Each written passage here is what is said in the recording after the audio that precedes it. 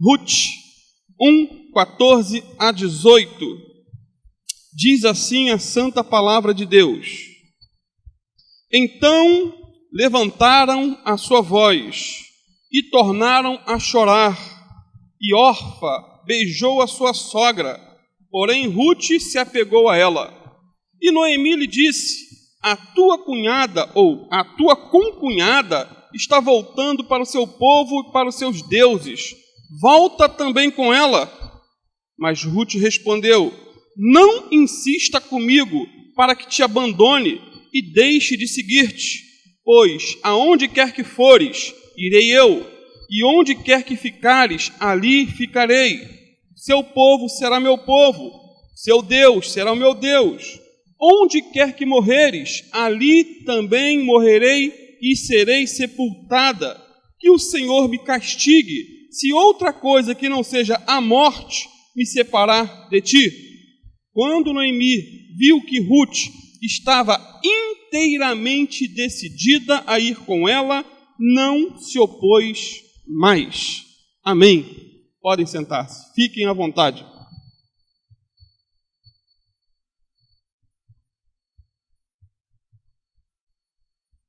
Queridos, o texto que lemos revela o firme compromisso de Ruth em seguir Noemi até a cidade de Belém.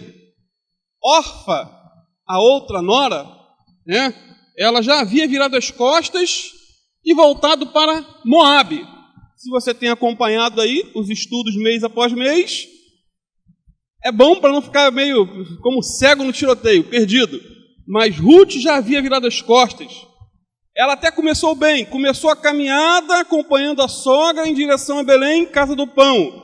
Mas no meio do caminho, ela virou as costas e voltou para Moabe, voltou para os seus falsos deuses, voltou longe de Deus. Ela começou seguindo Noemi em direção a Belém, que significa casa do pão.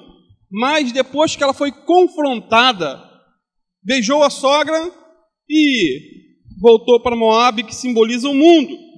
Ruth, por outro lado, no texto que lemos aqui, estava inteiramente decidida em seguir sua sogra até Belém. Ela deixou familiares, pai, mãe, tio, sobrinho, amigos e os seus deuses para ir para Belém para servir ao Deus dos deuses, ao Senhor dos senhores, ao Rei de Israel.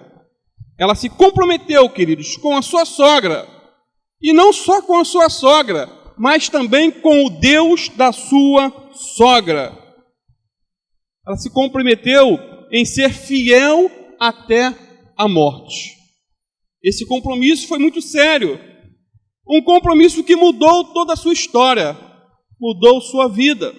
Foi um compromisso sem volta, um compromisso vitalício até a morte. Queridos, um compromisso é um voto. Compromisso é uma aliança, uma firme decisão. Isso é um compromisso. É uma convicção, é uma declaração de fé, por assim dizer. Quem se compromete está disposto a ir até as últimas consequências para honrar o compromisso que fez. Por exemplo, quando nos casamos, isso é comum, fazemos compromissos de fidelidade com os nossos cônjuges.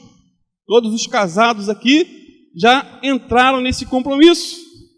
Quando estamos ali diante do pastor, nos comprometemos com a pessoa que irá compartilhar conosco momentos de alegria e tristeza, saúde e doença, dificuldades e prosperidade, risos e choros. Esse é o compromisso diante do altar.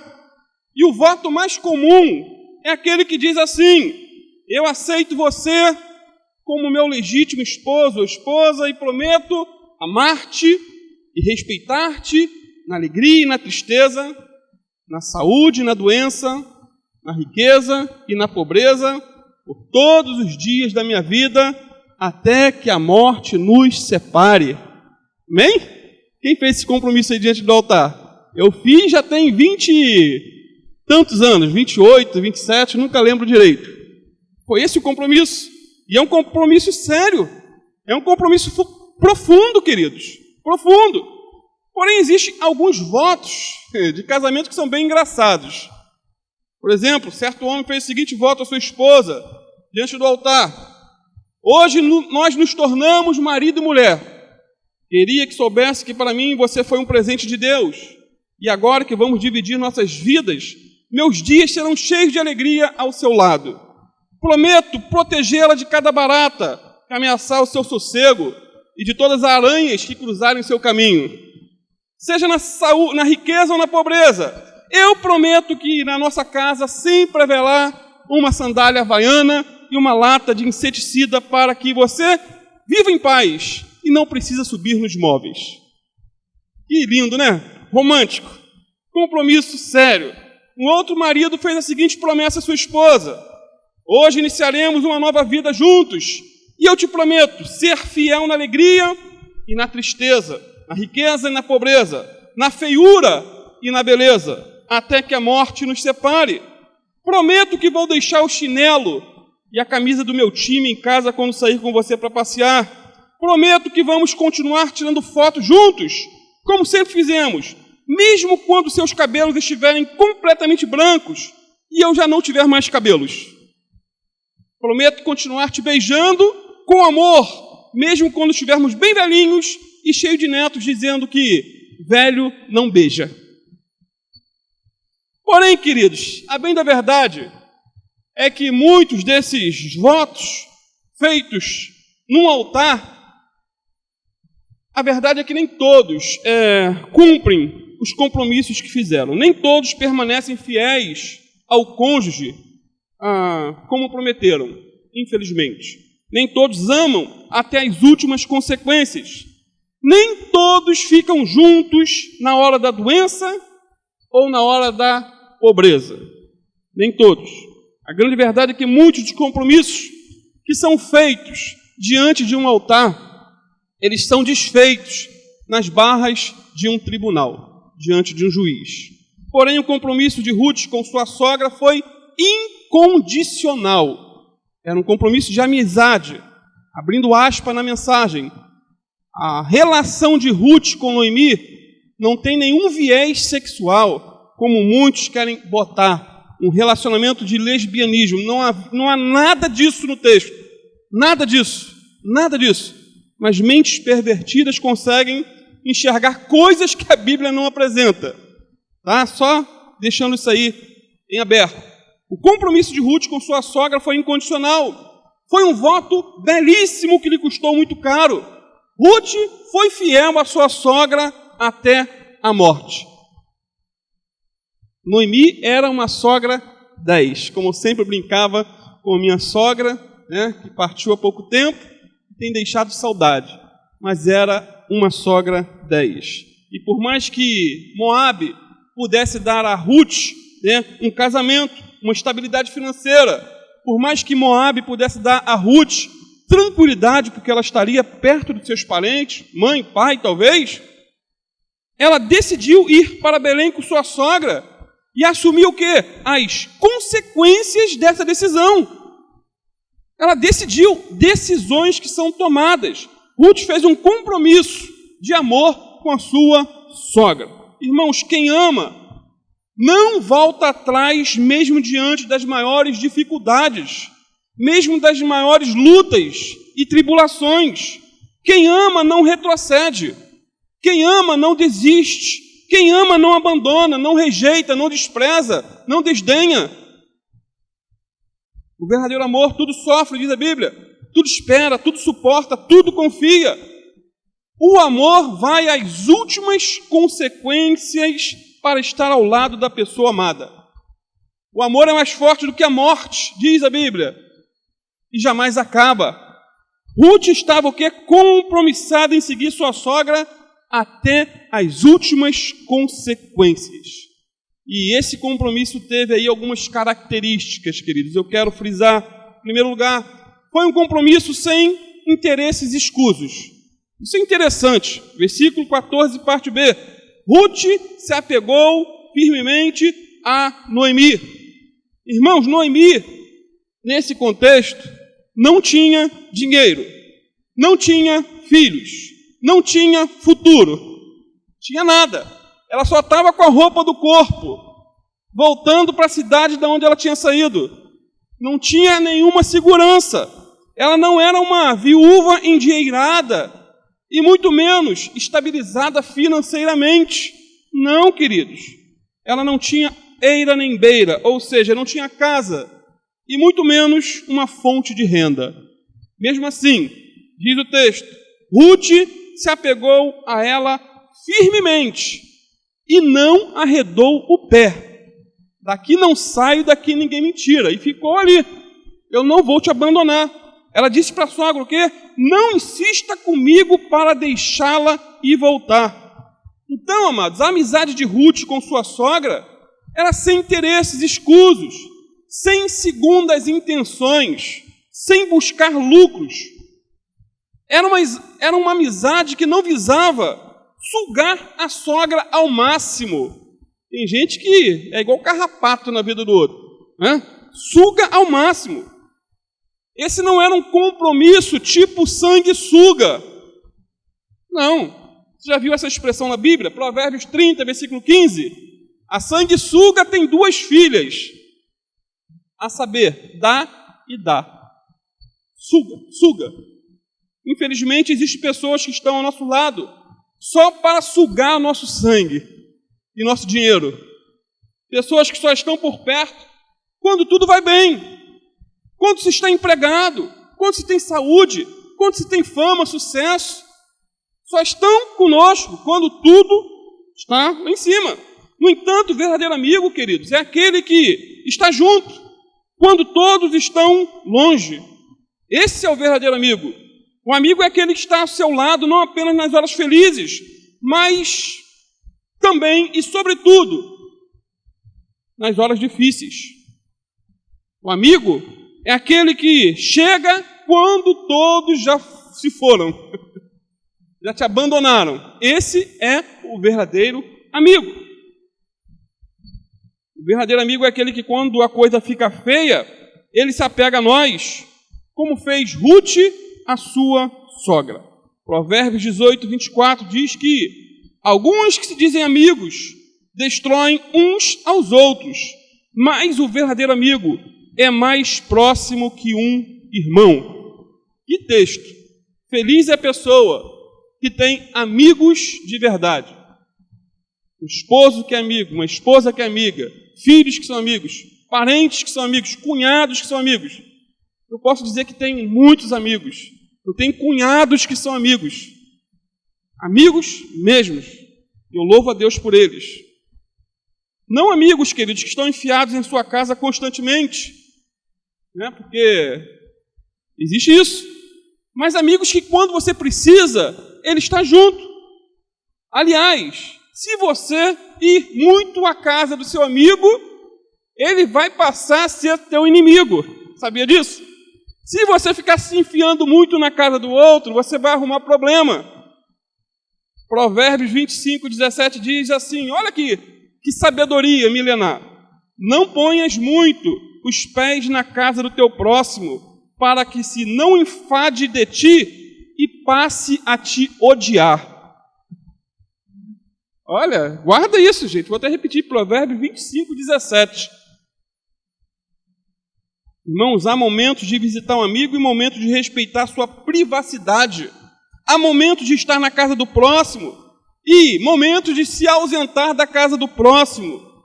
Uma pessoa sem limites, que está constantemente na casa do próximo, ela torna-se inconveniente. Você passa a ver mais os defeitos. Em vez de cativar simpatia, ela torna-se motivo de enfado. Em vez de ser bem-vinda quando chega, se torna um alívio quando sai. Graças a Deus que foi. Então, amados, cuidado para não ser um peso para seu amigo, para seu irmão. Eu amo o pastor Geraldo, mas se eu ficar todo dia indo na casa dele, ele vai passar a me odiar. Pastor Marconi, amigo, ele nunca foi na minha casa e eu na casa dele. Incrível, né? Mas a amizade continua. Agora, se eu ficar toda semana almoçando lá, filho, quando eu chegar vai ser tristeza, quando eu sair vai ser alegria.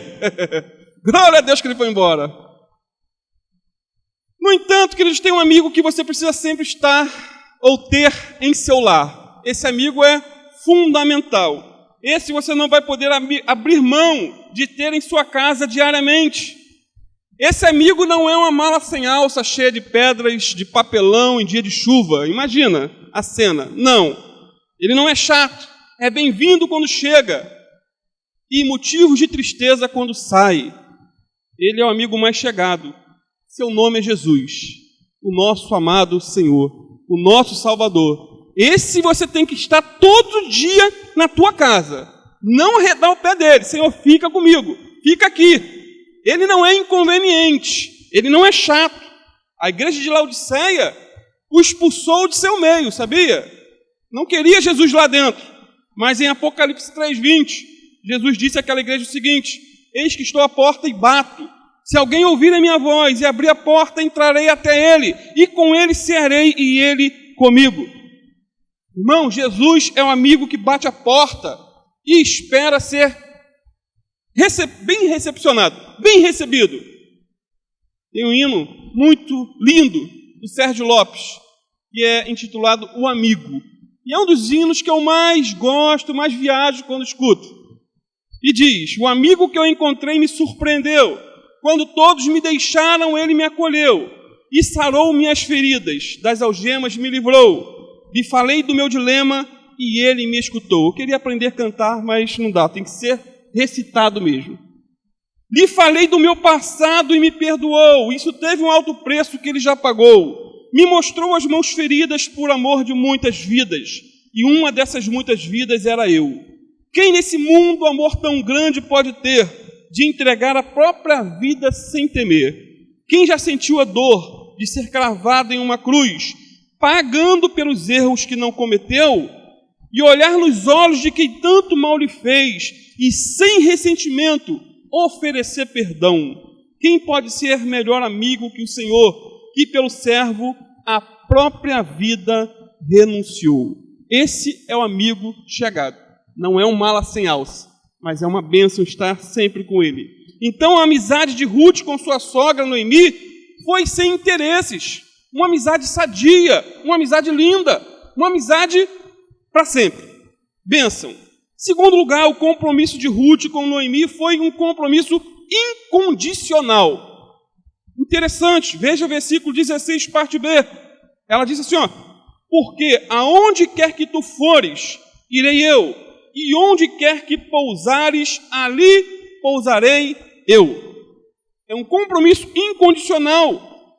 Ruth estava decidida a ir com Noemi a qualquer lugar.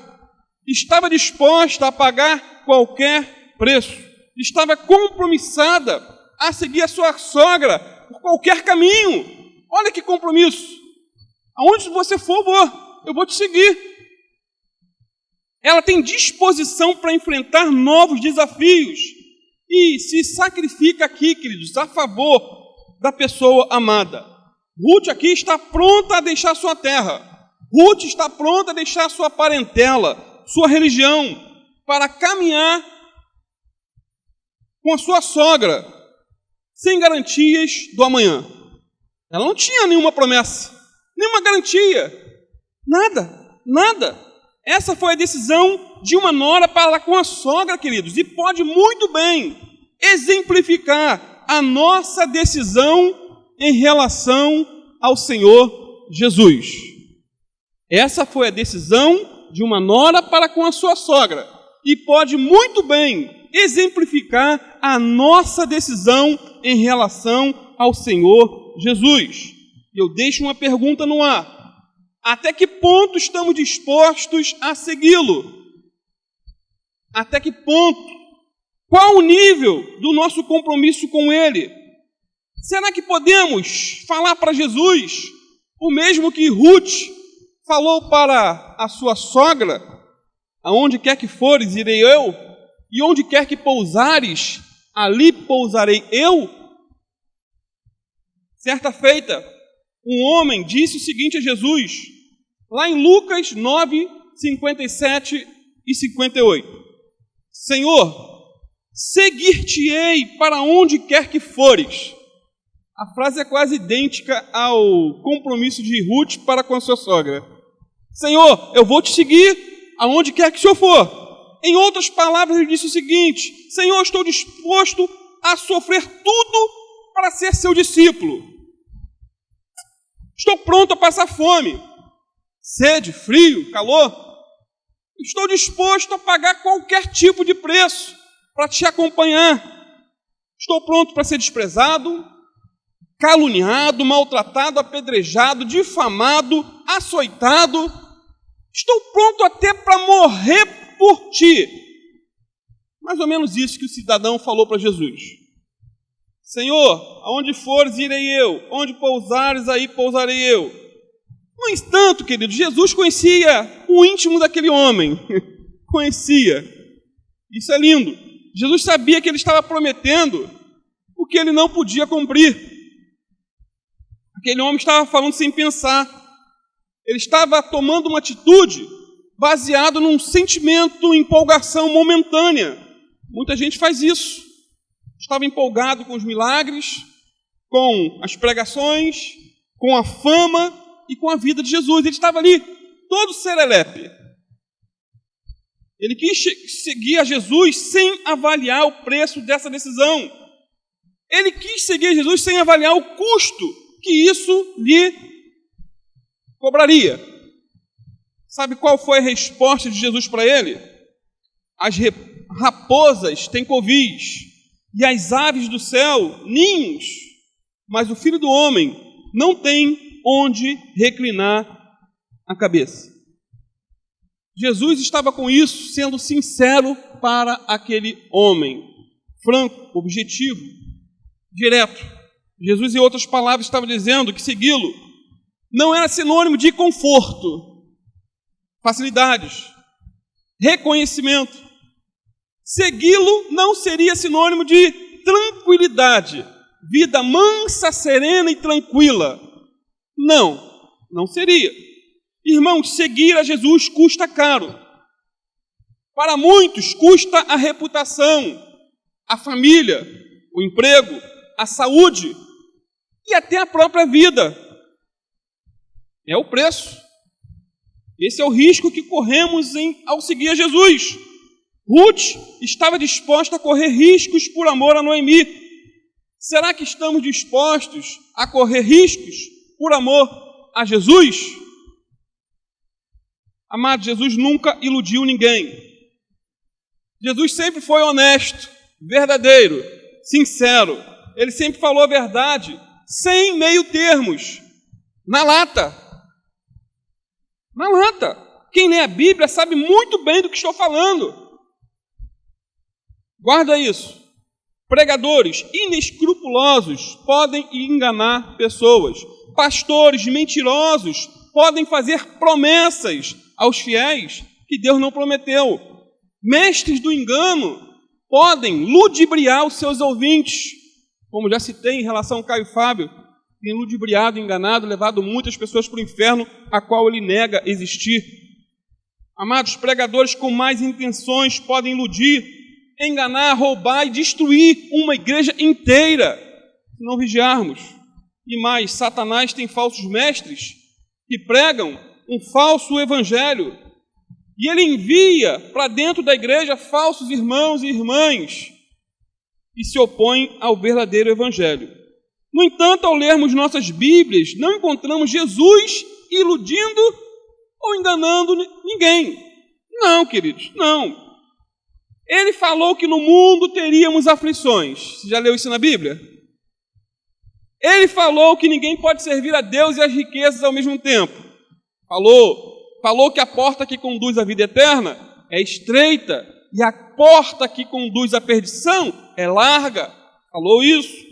Falou que se alguém quisesse ir após ele, teria que renunciar a si mesmo, tomar sua cruz, segui-lo. Disse ainda que aquele que quisesse salvar sua vida, iria perdê-la, mas aquele que perdesse sua vida por amor a ele, iria ganhá-la. Palavras duras, confrontadoras. Ele não enganou ninguém. E eu te pergunto nessa noite, até que ponto você está disposto a seguir a Jesus? Será que podemos cantar, juntamente com o grupo Morada, uma estrofe do hino, Meus Votos? Vim até agora escutando no carro. Na alegria ou na tristeza, contigo estarei. Na saúde ou na doença, não te deixarei. No dia bom, no dia mau, independente do final, contigo estarei. Não te deixarei. Qual é a tua predisposição? Temos irmãos aqui que passaram pelo vale da sombra da morte. Estão firmes aqui. Não negaram a Jesus por causa da dor, da doença, ter ficado internado. Não, outros abandonaram. Mas muitos estão aqui. É igual aquele João bobo do posto, cheio de ar. Bate o vento, ele vai para um lado, vai para o outro, mas volta de pé. Ninguém derruba. Queridos, terceiro lugar, o compromisso de Ruth foi com o povo de Deus e com um Deus desse povo. Olha que interessante, versículo 16, parte C. Ruth disse mais a Noemi: seu povo será meu povo, e o seu Deus, o meu Deus. Orfa se voltou para o seu povo e para os seus deuses, lembra? Mas Ruth aqui se voltou para o Deus de Noemi e para o povo de Noemi. Ela estava se unindo ao povo da aliança e ao Deus da aliança, queridos. Nesse ponto, poderíamos dizer que Ruth sabe mais de teologia, mesmo nessa fase inicial da sua fé, do que muitos cristãos individualistas que pensam que alguém pode ter um relacionamento com Deus separado do povo de Deus. Eu quero Deus, mas não quero nada com o povo de Deus. Amados, eu sozinho não sou igreja. Nós juntos é que somos igreja. Sendo assim, é impossível se comprometer com Deus e deixar o povo de Deus fora desse compromisso. Impossível. Não tem como servir a Deus isolado do povo de Deus. Cristo em casa é impossível. Tem que estar junto aqui. Tem que estar junto. A toda regra tem exceção. Minha sogra, na sua tenra idade, bem velhinha, não tinha como ir para a igreja. Minha sogra era minha avó. Então ela era Cristo em casa. Ela se alimentava através da rádio. Mas essa era uma exceção e não a regra. Então não dá para viver dentro de casa, isolado de tudo e de todos, e ainda assim dizer que serve a Deus. Ruth queria estar com o povo de Deus e com o Deus desse povo. Ela não apenas amou sua sogra, mas adotou o povo de sua sogra como seu povo e se converteu ao Deus de sua sogra. Simplificando, queridos, resumindo, Ruth queria estar congregando com o povo de Deus. Ela não queria ser uma desigrejada, uma alienada, separada da congregação de Israel, não. Eu vou para lá, o seu Deus vai ser meu Deus, mas o seu povo vai ser meu povo também. E mais, Ruth declarou para sua sogra aquela célebre frase: o seu Deus será o meu Deus. Isso é lindo. Ou seja, Ruth se converteu ao Deus de Israel. Ela creu de coração e confessou com a sua boca. Princípio bíblico, né? Amados, crer significa obedecer a Deus, independente de como nos sentimos, independente daquilo que pensamos ou daquilo que pode nos acontecer no futuro. Isso é crer. Eu não vejo, eu não tenho nenhuma expectativa de futuro, mas eu creio. Deus está comigo. A conversão de Ruth aqui foi extraordinária, apesar de todos os obstáculos que ela enfrentou, e não foram poucos, queridos. Muitos obstáculos, muitos no lugar de Ruth teriam se tornado ateus, ou agnósticos, ou qualquer outra coisa qualquer. Sabe por quê? O passado de Ruth era contra ela. O passado era tenebroso. Ela era adoradora de Quemos, um falso Deus que exigia sacrifícios humanos e que incentivava a imoralidade. As circunstâncias de Ruth também estavam contra ela.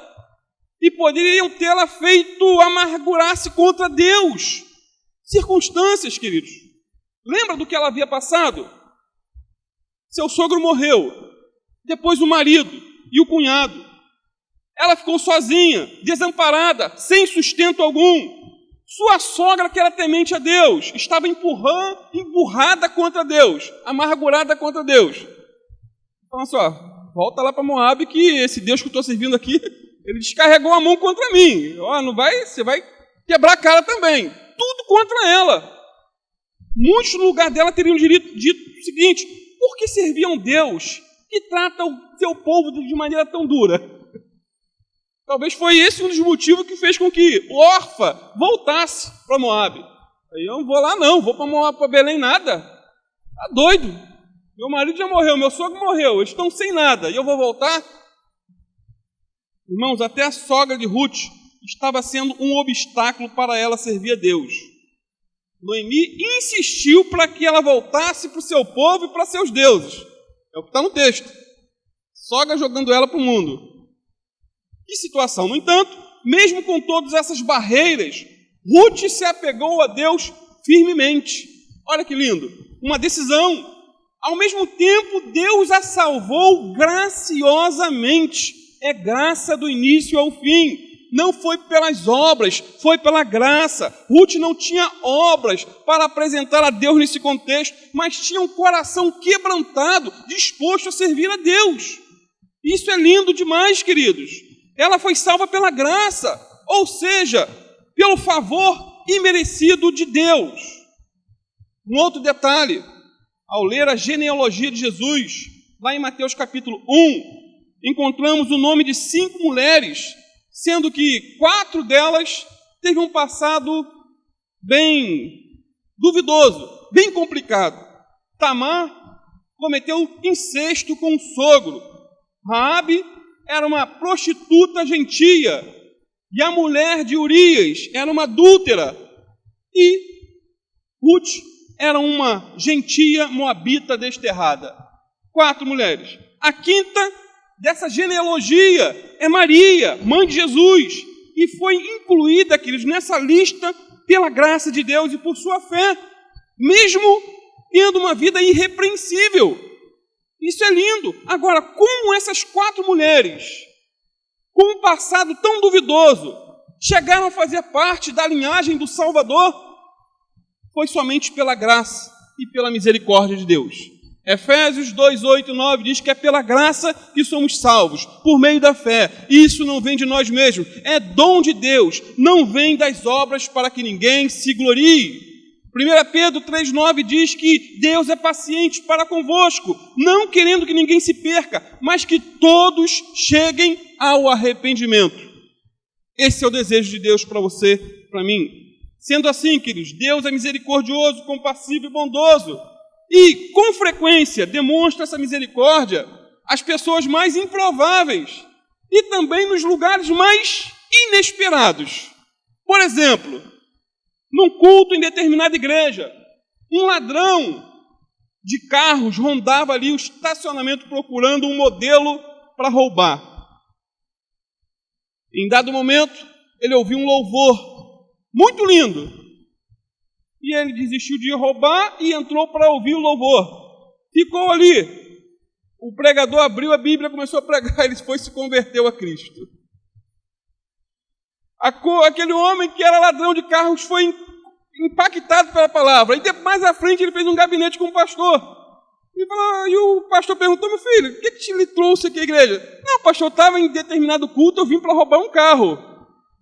Só que eu ouvi um hino muito lindo, entrei na igreja e o senhor começou a pregar, eu me converti. Agora eu quero saber como que faço para servir a Deus melhor.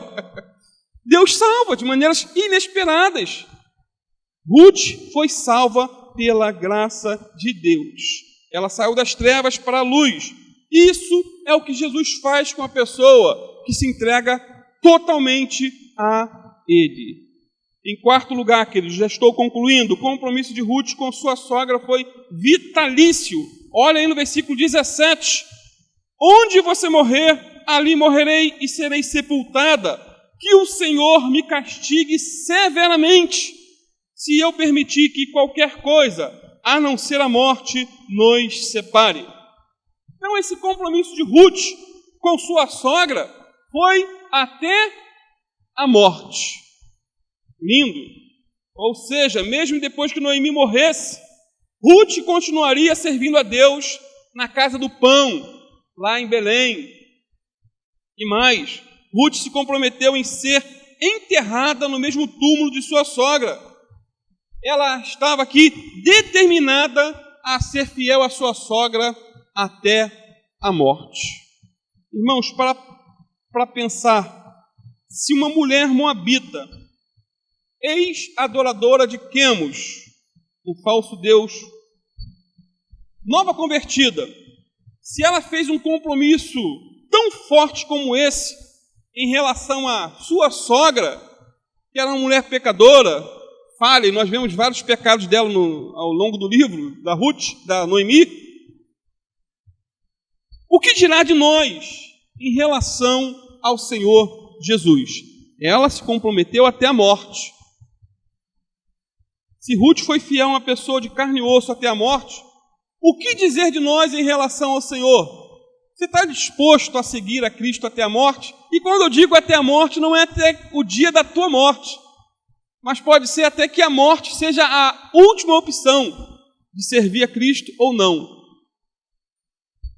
No ano de 1900, houve uma revolta nacionalista na China, chamada de Revolta dos Boxers, muito conhecida na história. Só dar um Google que você vai conhecer a história em detalhe. Foram assassinados cerca de 230 estrangeiros, entre americanos, ingleses, todo mundo que era de fora, eles começaram a matar todo mundo, não queria ninguém de fora. Os cristãos chineses morreram também aos milhares por meio de fuzilamento. Conta-se que só em uma escola missionária foram mortos 93 jovens. Os rebeldes cercaram a escola por todos os lados, deixaram apenas uma saída e colocaram uma cruz de madeira no chão. Quem saísse pela porta e pisasse na cruz poderia ser liberto e ir para casa livre. 7 estudantes pisaram na cruz e foram para casa. A 8ª, uma menina, rodeou a cruz com muito cuidado e foi a primeira a encarar o paredão do fuzilamento. E os 92 alunos seguintes fizeram o mesmo e foram fuzilados de maneira covarde. O compromisso dessas pessoas foi até a morte. Até a morte. Fiéis até a morte. Apocalipse 2,10 diz: ser fiel até a morte e dar-te-ei a coroa da vida. Por fim, quando Noemi viu que Ruth estava inteiramente decidida em ir com ela, não insistiu mais. Que Deus tenha misericórdia de nós. E assim como Ruth foi fiel à sua sogra até a morte, que da mesma maneira sejamos fiéis ao Senhor até o dia da nossa morte ou até o momento em que a morte seja a última prova de amor para com Ele. Amém, queridos? Não sabemos o futuro, mas precisamos nos revestir do poder do alto agora. Amém? Vamos ficar de pé, vamos estar orando. Ó Senhor, te louvamos, Pai, por esse texto, com tantas lições, e eu tenho pleno conhecimento que não foi esgotado tudo que poderia ser dito, Pai. Mas foi o suficiente para nos confrontar, Pai, para nos colocar contra a parede num sentido bom e nos mostrar a realidade, Pai, do cristianismo que temos vivido. Ajuda-nos, Senhor, a sermos fiéis até a morte a Ti, Senhor. Assim como Ruth foi fiel à sua sogra, teve um compromisso sem volta, queremos também, Senhor. Livra-nos, Senhor, da apostasia. Livra-nos, Senhor, do engano. Livra-nos, Senhor, de homens perversos. Livra-nos, Senhor, de homens malignos. Livra-nos, Senhor, de uma falsa teologia que venha envenenar o nosso coração e destruir a nossa alma. Livra-nos, Senhor, de nós mesmos, de nossos prazeres, pecados. Lava nosso coração nessa noite. Restaura nosso altar, Senhor, te peço. Purifica-nos, Senhor, por meio do sangue do Cordeiro, Cordeiro de Deus, que tira o pecado do mundo. Pai, talvez tenha pessoas aqui desanimadas, Senhor, cabisbaixos, porque haviam decidido abandonar determinados pecados e caíram de novo e não sabem mais o que fazer. Pai, que o Senhor venha tocar nesse coração e mostrar que há perdão se houver um verdadeiro arrependimento e que ela tem que tentar outra vez, continuar, não desistir, não abandonar tudo, mas insistir em estar junto com o povo de Deus, insistir em estar congregando, meditando na palavra. Pai, que esse compromisso seja, Senhor, um compromisso vitalício até a morte. Ajuda-nos, Senhor, ajuda-nos a terminar bem. É o que eu te peço, em nome do Teu Filho Jesus. Amém.